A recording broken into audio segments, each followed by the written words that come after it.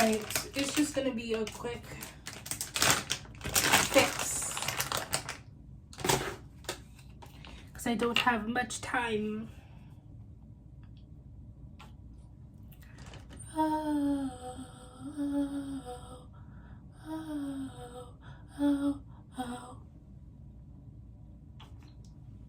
Oh, oh, oh, oh, oh, oh. Why am I singing like that? I don't know, but I don't even see what I just put on my face, and that's good.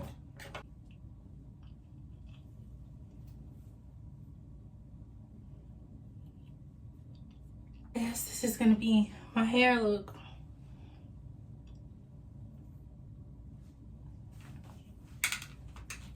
$2,000 years later. Peace.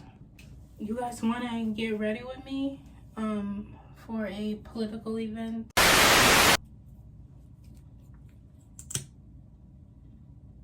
Ooh, ooh, ooh, ooh, ooh, ooh, ooh, ooh, ooh, ooh. Ooh. Let's see. Let's do my eye wings.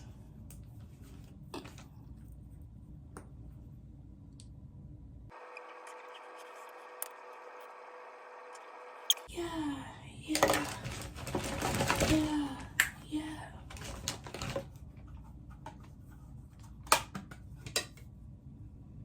Pink, pink, pink, pink, pink, pink. Purple, purple, purple, purple.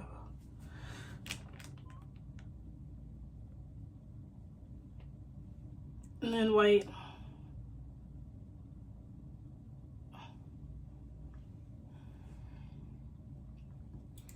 Purple, pink, and white.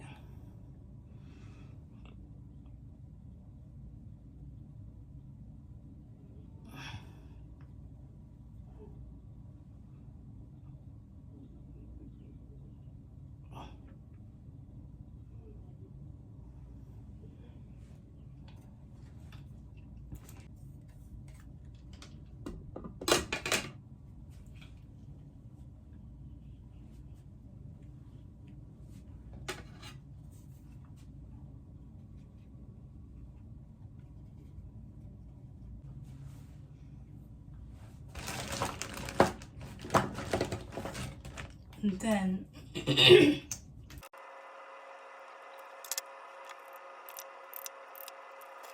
yes, gorgeousness. Yes, I don't have earrings, but this will do. All right, bye. I'm on my way to the political event. I don't know what to expect, so let's see. Meetings I've had over the past couple of weeks have been with drug court people or my restorative justice bureau or probation to figure out how can we get people to not go to prison.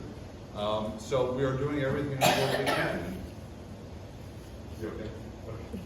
Okay. And again, you know, if Craig will admit he's not perfect after doing this job for so long, I feel it's okay for me to admit that, you know, I know my office isn't perfect, but every day we work as hard as we can to get a little closer to better. And I'm proud of those efforts. And I promise to continue to engage in conversations like this to help us get there. So thank you for inviting me and hosting this. Each one of you to answer these questions in two-part. So I'm going to give you each part separately, if you don't mind. And I'm going to start with, at this, I'm right here with D.A. Kinlan. What are some realistic and effective ways to address youth violence and victimization? What are some realistic and effective ways to address youth violence and victimization? And then, how can we better support young people and disrupt the school to prison type? So, this is a great big question, and this is, especially over the past week, I'm sure everybody's seen the news about some of the offenses being allegedly committed by some of the youth in our community. So it is something that we are grappling with, like, right now. And I'll say, and I've had this position since the start, I don't think we can prosecute our way out of this. I think it takes a mosaic of organizations between my office and school and community organizations and parents and social services groups and everybody kind of working together to make sure that we get to the root of the problem. So I'll tell you what my office is trying to do, and we want to demystify, especially to the young men and women out there, who the district attorney is and some of the different things we can do. So, for example, we're going to get back into schools. We're starting up a program called Legal Lives, which is something that the DA's office hasn't done in a long time. But we're going to get back into 5th grade classrooms so the young men and women can start to understand who a prosecutor is, why we're here to help, what the criminal justice system is all about, and hopefully that begins the conversation. It can help the families attached to those kids really start to understand some of the different things we can do. We're working with the schools. I think that there have been some great proposals about truancy. So whatever my office can do to help address the truancy problem, we're going to do that, because my wife's parents were lifelong teachers, and so I understand how important the educational system is to help families. You know, I understand that schools can be a second home for a lot of these kids, and sometimes maybe a more stable environment. So I want to make sure that we get those kids into a school. Should I answer both questions? Yes. Okay.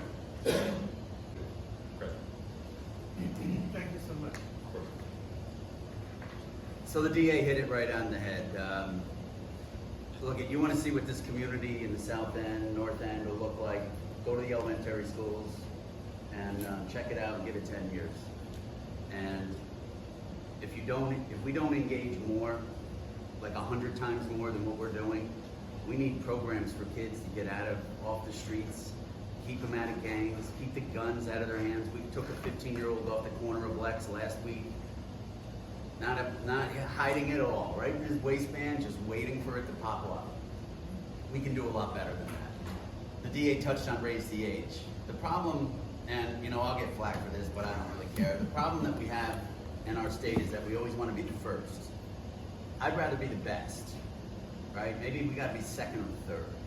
We can't keep throwing things out there, whether it's bail reform or raise the age or discovery or HALT or whatever, and then have to keep going back and tweaking it to make it better and better and better. We need to do it right the first time. We need to bring community advocates, DAs, police, sheriffs, whatever, and bring them to the table and be like, this is what we're trying to accomplish. How do we best do that? As opposed to jumping out there going, we got this, and now, boom. Raise the Age has been here for a few years. No one's got the money. We're kicking kids out of family court with ankle bracelets on, with no programs. Where are the programs? We got to do better than that.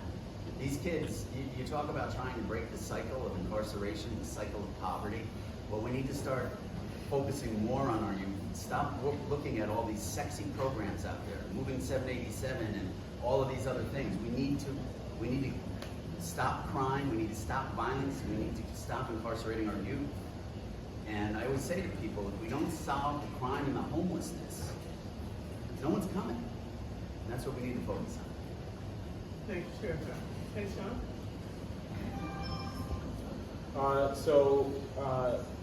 I always say that we've become transactional when it comes to youth. What do I mean by that? We go out as nonprofit organizations and we pick up youth because somebody gave me $25,000 and they said, hey, I got to get 25 kids this week so I can meet the grant quota, so that I can get another set of kids to participate in my program. And when we do that, we don't build relationships. So kids don't show up to programs because we don't build relationships. we go out and become more transactional. So that's number one. Number two is we need to listen first. My 12-year-old son taught me this. I used to yell at him about things. He looked at me one day and he said, "Dad, totally not listening to you." I said, Got me to thinking, right? And so we need to listen first. I go to all these different meetings with people who say, you know, youth need to do this and youth need to do that. But guess what? Not one youth at the table. Not one youth at the table to say, what's your feedback? What's your input? What are you going through in your neighborhood? Because the truth be told, for black youth, 90% of us don't live in their neighborhood. And we don't understand what they're going through. We don't understand why they might have to carry a pepper spray or they might have to carry a weapon because their neighborhood is just that bad. So we have to listen first. We can't be transactional. And we have to allow them to lead. In order for us to see progression, we can't keep them in the grandfather age. We can't say that they are not smart enough to do it. Because they are. And if we give them the opportunities to do it and stop becoming transactional, stop using youth as a scapegoat. Violence, oh my God, violence. And the first thing we do is we point the finger at youth, and not only black youth, or not only youth, but black youth. And then we target their neighborhoods. We meet them at their crib. And so that's unfair to them. So if we're asking the question as to why they're not showing up and why they're not being a participant, I think we have to look at ourselves in the mirror. And we have to start saying, is it us or is it them? And I think it starts with us. So you guys, I told ooh, excuse me. I told I was interested in local politics and she gave me her card. I want to be a politician. I want to affect change in Albany. It's me. Excuse me. That would be so cool. Hold on.